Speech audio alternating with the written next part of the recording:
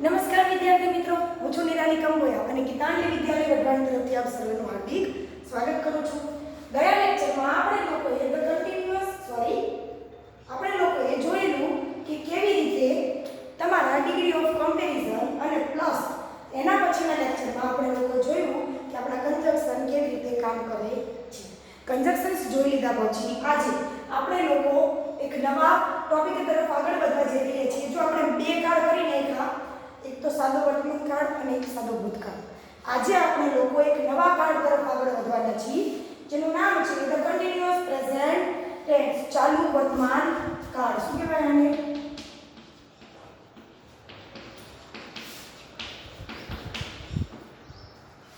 ચાલુ વર્તમાન કાળ જે છે એની વાત કરીએ પણ કન્ટિન્યુઅસ પ્રેઝન્ટ ટેન્સ તો તમારા ચાલુ વર્તમાન કાળ મેં તમને પહેલા પણ કીધું કે વર્તમાન કે ભૂતકાળ કે ભવિષ્યકાળ કોઈ પણ કાળ હોય એને ટોટલ 4 કાળ આપણે ભણશું. પહેલા તો સાદો વર્તમાન કાળ આવે, પછી ચાલુ વર્તમાન કાળ આવે, પછી પૂર્ણ વર્તમાન કાળ આવે, પછી ચાલુ પૂર્ણ વર્તમાન કાળ આવે. એટલે કે આ મુજબ તમે તમારા કાળની ટેન્સને ભણી શકો છો. તો આજે આપણે એમાંના એક કાળ એટલે કે ચાલુ વર્તમાન કાળની વાત કરવા જઈ રહ્યા છીએ. તો જોઈએ ચાલુ વર્તમાન કાળ પહેલા ઉપયોગ ક્યાં થશે? યુઝિસ.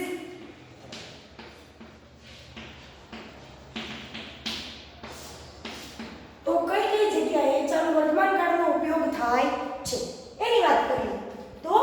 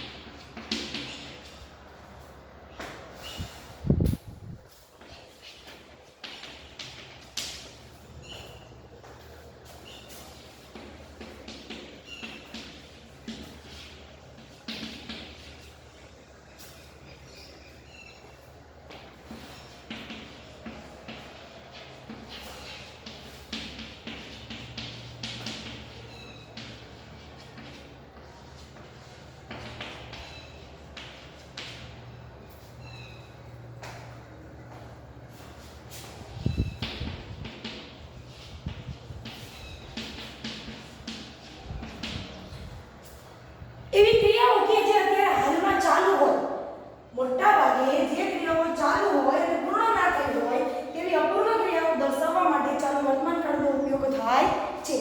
જે ક્રિયાઓ તમારી ચાલુ છે અને પૂર્ણ થઈ નથી, બરોબર? એક્ઝામ્પલ હું અત્યારે બોલું છું તો હજી મારી બોલવાની ક્રિયા પૂરી નથી થઈ, હજી મેં બોલી નથી લીધી, હજી મારે ઘણું બધું બોલવાનું જ છે, 20 મિનિટ સુધી બોલવાનું જ છે.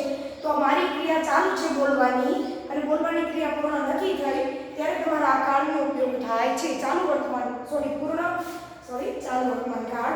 તો કોઈ પણ બોલતી વખતે ક્રિયા ચાલુ હોય એવું દર્શાવવા માટે તમારા ચાલુ વર્તમાન કાળનો ઉપયોગ થાય છે. જો બીજા થોડી વાત કરીએ, જો સામાન્ય કોમન વ્યાખ્યા હતી કે કોઈ પણ ક્રિયા ચાલુ છે એવું દર્શાવવું હોય તો પૂર્ણ વર્તમાન કાળનો ઉપયોગ થાય છે. એઝ એક્ઝામ્પલ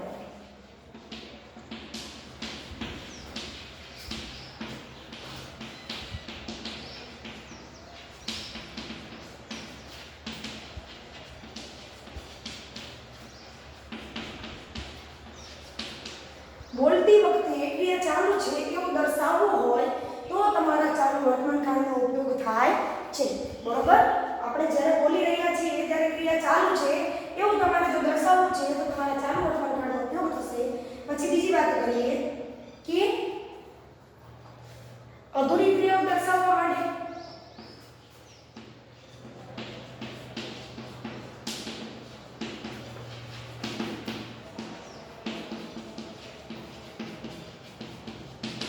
અધૂરી ક્રિયા દર્શાવવી હોય તો તમે ચાલુ વર્તમાન કાળ વાંચી શકો. એઝ એક્ઝામ્પલ હું અત્યારે સરસ્વતી ચંદ્ર નવલકથા વાંચી રહી છું. બરોબર? તો હવે વાંચવાનું પૂરું થઈ ગયું છે? ના, વાંચવાનું પૂરું નથી થઈ ગયું, હજી આખી અધૂરી છે. પૂરી થઈ ગઈ હોય તો મેં કીધું તમે આખી વાંચી નાખી છે, પણ મેં શું કીધું? હું વાંચી રહી છું. હું સરસ્વતી ચંદ્ર નવલકથા વાંચી રહી છું એટલે ક્રિયા હજી પૂરી થઈ નથી. ક્રિયા કેવી છે? અધૂરી.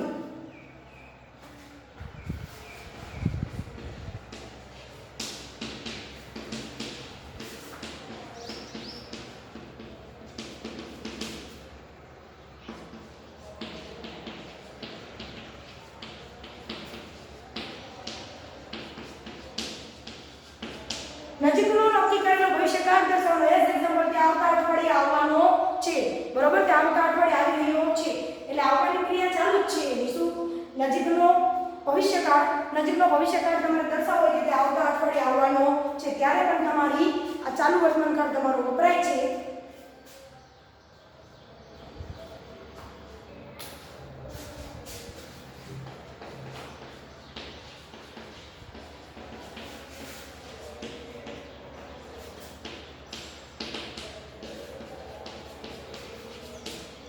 ધ્યાન સૂચક શબ્દોની સાથે જો બસ આવી રહી છે, જો બસ આવેલી છે, બરોબર, પછી સાંભળ કંઈક થઈ રહ્યું છે એટલે તમારા ધ્યાન સૂચક શબ્દો હોય જો, સાંભળ, બરોબર, આપણે આમ કહેતો કે જોતો, સાંભળતો, બસ આવી રહી છે, જો બસ આવી છે, સાંભળતો, સામે કંઈક થઈ રહ્યું છે, આવી વાત આપણે જ્યારે કરવી હોય ત્યારે ધ્યાન સૂચક શબ્દોની સાથે તમારા ચાલુ વર્તમાન કાળનો ઉપયોગ થાય છે. સમજાયા વસ્તુ ક્યારે તમારા ચાલુ વર્તમાન કાળનો ઉપયોગ થશે? તો જ્યારે તમારે બોલતી વખતે ક્રિયા ચાલુ દર્શાવવી હોય ત્યારે, પ્લસ તમારે જો અધૂરી ક્રિયા દર્શાવવી હોય ત્યારે, કે પછી નજીકનો નક્કી કરેલો ભવિષ્યકાળ બતાવવો હોય ત્યારે, કે પછી ધ્યાન સૂચક શબ્દોની સાથે તમારા ચાલુ વર્તમાન કાળનો ઉપયોગ થાય છે. ઇન શોર્ટ, ચાલુ વર્તમાન કાળ ક્યારે વપરાય? તો અત્યારે ક્રિયા ચાલુ છે એ દર્શાવવું હોય ત્યારે તમારી ચાલુ વર્તમાન કાળ વપરાય છે. એક એક્ઝામ્પલમાં ત્યારે બોલું કે હું અંગ્રેજી ભણાવી રહી છું, હું બોલી રહી છું, મારું હલન ચલન ચાલુ જ છે એટલે હું અત્યારે ચાલી રહી છું, બરોબર. તો આવી વસ્તુ જ્યારે તમારે દર્શાવવી હોય ત્યારે તમારે ચાલુ વર્તમાન કાળનો ઉપયોગ થાય છે. આગળ વધીએ.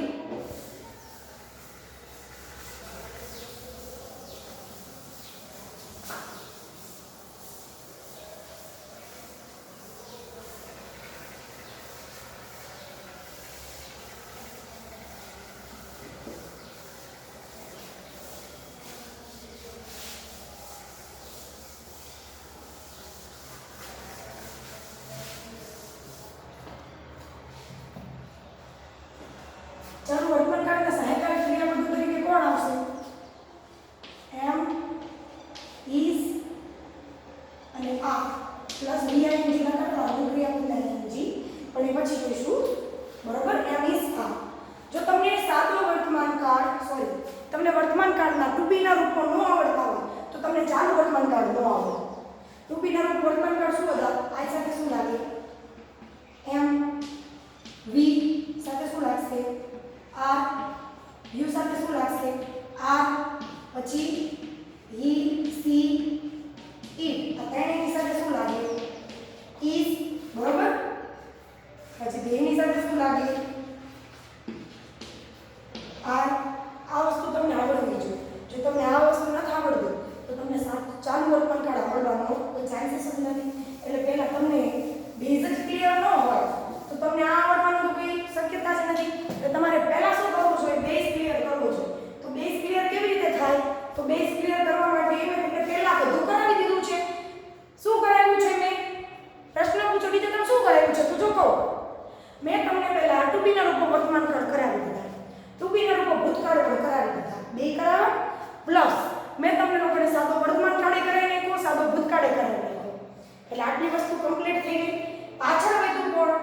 ચાલુ વર્તમાન કાળ. તો હવે ચાલુ વર્તમાન કાળ આપણે જોઈએ છીએ ત્યારે એમ ઇઝ આવ્યા એ ટુ બી ના રૂપો વર્તમાન કાળ પર આધાર રાખે છે. તો તમને ટુ બી ના રૂપો આવડવા જોઈએ, પહેલી વાત કેમ, બરોબર. તો એક વાક્ય લખો તમારી સામે.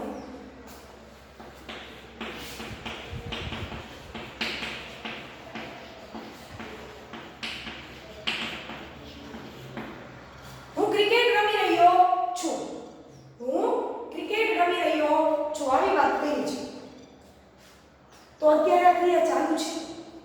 જો વાક્ય જો લાગે છે કે આ ક્રિયા ચાલુ છે? તો હા, લાગે છે કે આ ક્રિયા ચાલુ જ છે. હું ક્રિકેટ રમી રહ્યો છું, આ ક્રિયા ચાલુ જ છે એવું લાગી રહ્યું છે. તો શું આવશે? આઈ એમ. આઈ સાથે શું લાગે? એમ. આઈ એમ playing cricket. I am playing cricket. હું ક્રિકેટ રમી રહ્યો છું. શું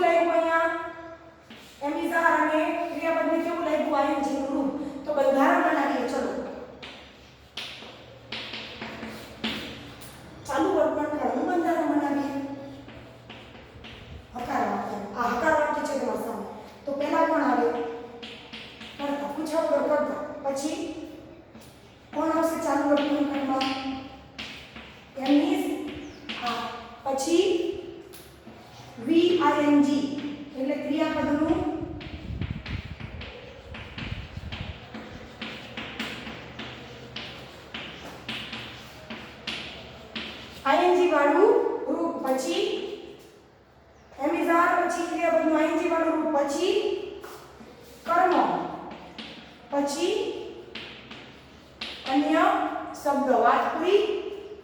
હવે નકારનું બનાવીએ તો કોણ આવશે પહેલા? કર્તા. પછી આઈ એમ નોટ પ્લેઇંગ ક્રિકેટ એટલે નકારવાની ગયું. એટલે પછી કોણ આવે?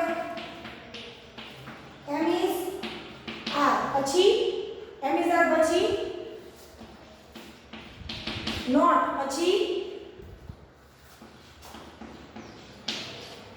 વીએનજી એટલે ક્રિયાપદનું આઈએનજી વાળું રૂપ, પછી કર્મ અને પછી અન્ય શબ્દ. બરોબર. પછી પ્રશ્નાર્થની વાત કરીએ તો પહેલા કોણ આવશે?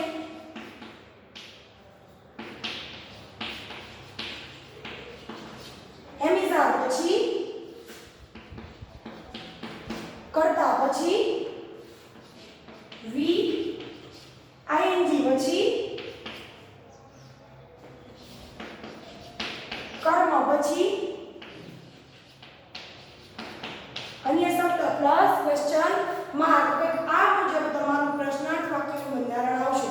તો તમારી સામે તમારા હકાર, નકાર અને પ્રશ્નાર્થ વાક્ય છે. વી એટલે જો વી આઈએનજી એટલે ક્રિયાપદનું આઈએનજી વાળું રૂપ આપણે લખ્યું તો વી આઈએનજી એટલે શું? વી એટલે વર્બ. ક્રિયાપદને શું કહેવાય ઇંગ્લિશમાં? વર્બ. એટલે વી આઈએનજી એટલે ક્રિયાપદનું આઈએનજી વાળું રૂપ પ્લસ કર્મ પ્લસ અન્ય શબ્દ. આવડે? જો સાવ સિમ્પલ વસ્તુ છે. જો તમને હકાર, નકાર, પ્રશ્નાર્થના બંધારણ આવડશે તો તમને લોકોને કાર્ડ આવડશે. અને તમને કાર્ડ આવડતો હશે વાક્ય તો તમને હકાર, નકાર અને પ્રશ્નાર્થના બંધારણ પણ આવડશે. એટલે તમારે આની અંદર કંઈ બીજું જોવાની જરૂર નથી. સાવ સિમ્પલ છે. બરોબર.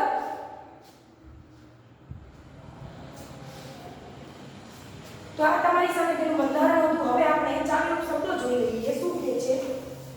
કયા કયા છે?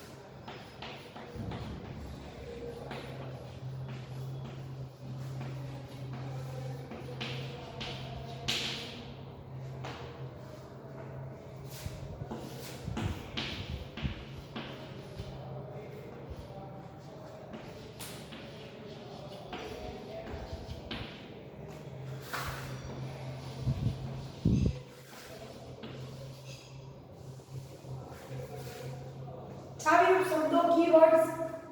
તો કયા કયા આવશે ચાવીરૂપ શબ્દો કીવર્ડ્સ કે જેના વડે તમે કાર્ડને ફટાફટ ઓળખી શકો? તો પહેલા તો નામ, પછી નામ એટલે અત્યારે, એટ પ્રેઝન્ટ એટલે હાલમાં, પછી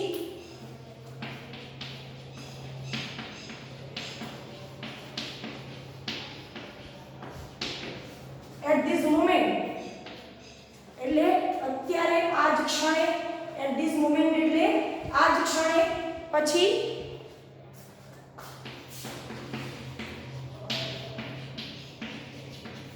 forever એટલે કે હંમેશને માટે. still એટલે હજુ સુધી. પછી nowadays એટલે હાલના દિવસોમાં. પછી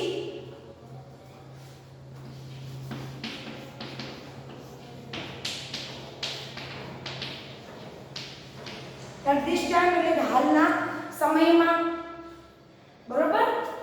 આટલી તમારા કીવર્ડ્સ છે, ચાવીરૂપ શબ્દો છે કે જે તમારા કામમાં આવશે. નાવ એટલે અત્યારે, એટ પ્રેઝન્ટ એટલે હાલમાં, એટ ધીસ મોમેન્ટ એટલે આ જ ક્ષણે, ફોરએવર એટલે હંમેશને માટે, સ્ટીલ એટલે હજુ સુધી, નાવડે એટલે કે હાલના દિવસોમાં, એટ ધીસ ટાઈમ એટલે કે આ જ સમય. તો આવા શબ્દો કદાચ તમને તમારા વાક્યમાં દેખાઈ આવે તેનો મતલબ સમજી લેવાનો કે આ વાક્ય ચાલુ વર્તમાન કાળનું છે. ચાલુ વર્તમાન વર્તમાનની અંદર જ આટલા વસ્તુ આ વાક્યનો આ શબ્દનો ઉપયોગ થાય છે. બરોબર? તો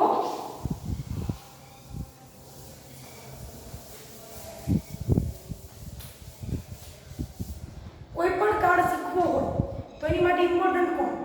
તો પેલું બંધારણ, બીજું ઉપયોગ અને ત્રીજું ચાવીરૂપ શબ્દો. જો તમને આ ત્રણ વસ્તુ આવડશે તો તમને બાકીનું બધું આવડવાનું છે. જો તમે મારી સામે રૂબરૂ હોત ને તો તમને આ ત્રણ વસ્તુ ક્યારેય ન કરાવે.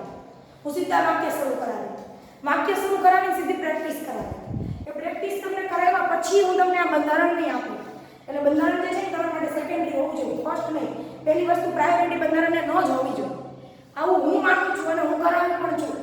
હું મારા વિદ્યાર્થીઓને બધાને સૌ પહેલા બંધારણ નથી કરાવતી, ઉપયોગ નથી કરાવતી અને ચાવીરૂપ શબ્દ નથી કરાવતી. પહેલા એમને સાદું વાક્ય મૂકી અને એમને વાક્ય એવા શીખડાવી દઉં. એવા 10 વાક્ય એમને આવડી ગયા એટલે આપોઆપ એમને બંધારણ અને એમનું ચાવીરૂપ શબ્દો તો સમજાવવા પડે, પણ બંધારણનો ઉપયોગ તો ખબર પડી જવાના ઓલરેડી કે આપણે આટલી વસ્તુમાં વાપર્યું હતું. એટલે આ વસ્તુ કરવાથી તમે ફાયદાકારક રહેશો. પણ તમે અત્યારે મારી સામે રૂબરૂ નથી, કદાચ હું ધારું તો તમને હવે એ રીતે ન કરાવી શકું. રીઝન એમ છે કે તમે ઓનલાઈન ભણો છો એટલે ઓનલાઈન માટે તો તમારે આ વસ્તુ કરવાની જ છે. તમારી પાસે બીજો કોઈ ઓપ્શન જ નથી. તમારે પહેલાં બંધારણ જોવું જ પડે. પણ જો તમે સામે હોત તો હું તમને લોકોને મૌખિક રીતે પણ આ શીખવી શકે. પણ મૌખિક તો તમે છો નહીં, તમે બધા મારી સામે બોલી નથી શકવાના. એટલે આપણી પાસે કોઈ બીજો ઓપ્શન ન વધતા હું તમને આવું કરાવું છું.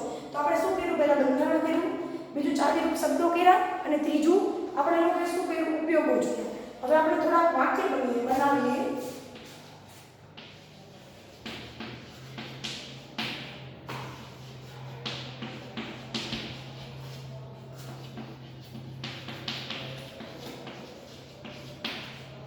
હું અત્યારે અંગ્રેજી ભણાવું છું. અત્યારે કરતા હાલના દિવસોમાં નાખું.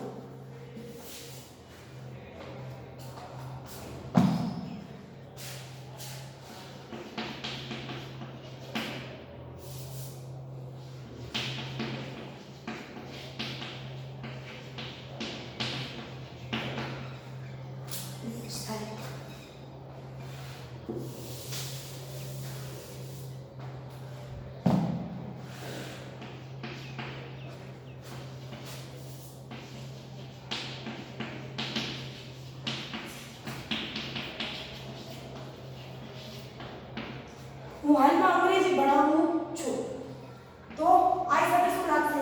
એમ. આઈ ભણાવું છું એટલે teaching English at present.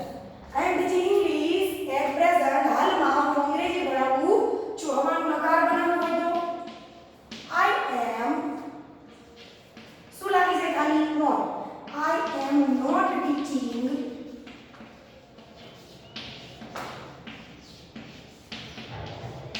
English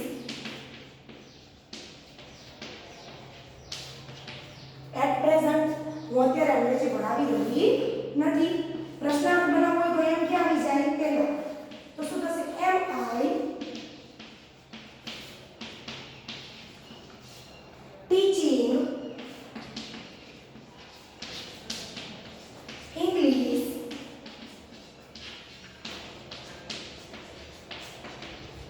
at present. શું હું હાલમાં ઇંગ્લિશ ભણાવી રહી છું? આઈ am teaching English at present. હવે કદાચ એવું કાઢી નાખીએ કે આપણે હાલમાં શબ્દ કાઢી નાખીએ છીએ.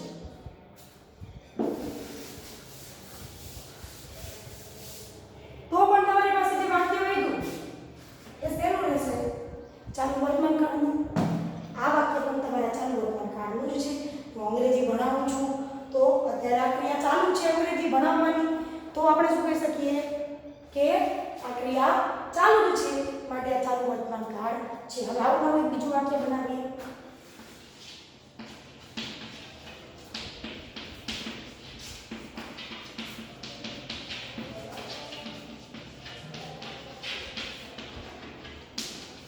અમે અંગ્રેજી ભણાવી રહ્યા છીએ તો શું આવશે? We are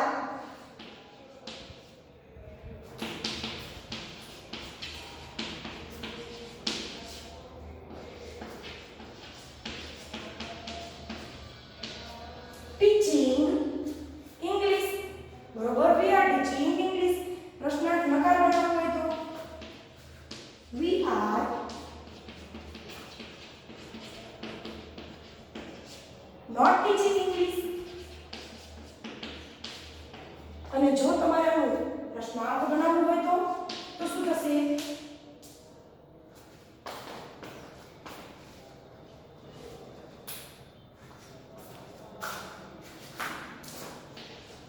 Are we teaching English? Are we teaching English? બરોબર. એક આ મુજબ તમે તમારા હકાર, નકાર અને પ્રશ્નાર્થ વાક્ય બનાવી શકો છો. ચાલુ વર્તમાન કાળમાં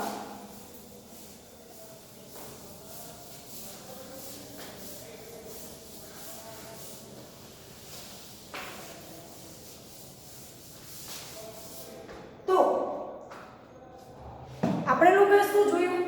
તો આપણે લોકોએ જોયું કે કેવી રીતે તમારો